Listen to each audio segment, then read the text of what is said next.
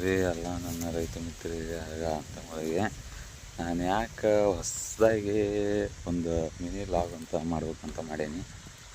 ಯಾಕಂದ್ರೆ ನಾನು ಒಂದು ಕಬ್ಬಿನ ತೋಟ ಹಚ್ಚೀನಿ. ಅದರಾಗ ನೀರು ಸಮನಾಗಿ ಹೊಕ್ಕರಿಲ್ಲ.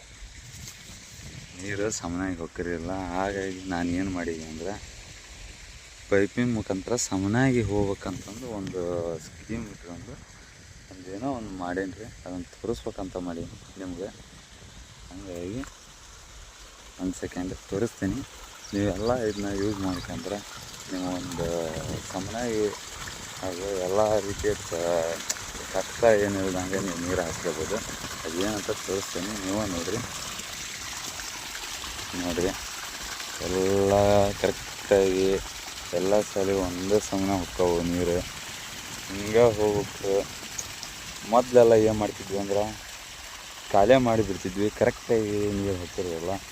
ಈಗೆಲ್ಲ ಒಂದೇ ಸಮನಾಗಿ ನೀರು ಹಾಕೋ ನೋಡ್ರಿ ಹೆಂಗೆ ಹೊಂಟವು, ಹೆಂಗಿಲ್ಲ ಸಣ್ಣ ಹಾಕೋರಿ ಎಲ್ಲ ಬದ ಎಲ್ಲ ತೆಗಿತ್ಕೊಂತವು.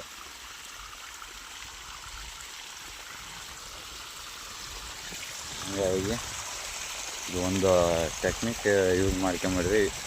ಏನಿಲ್ಲ 25 ರೂಪಾಯಿಗೆ ಒಂದು ನಳ ನೋಡಿರಿ. ನಳ ಹೆಂಗದವು 80 ರೂಪಾಯಿಗೆ ಒಂದು ನಳ. ನಾನು ಒಂದು 2 ಪೈಪಿಗೆ ಹಿಂಗೆ ತೂತು ಮಾಡ್ಕೊಂಡು ಹೋಲ್ ಮಾಡ್ಕೊಂಡು ಹಚ್ಕೊಂಬಿಟ್ರೆ ಯಾವುದೋ ಒಂದು ನೀರಿಂದ ಇದು ಕಮ್ಮಿ ಆಗೋಲ್ಲ ನಿಮ್ಗೆ.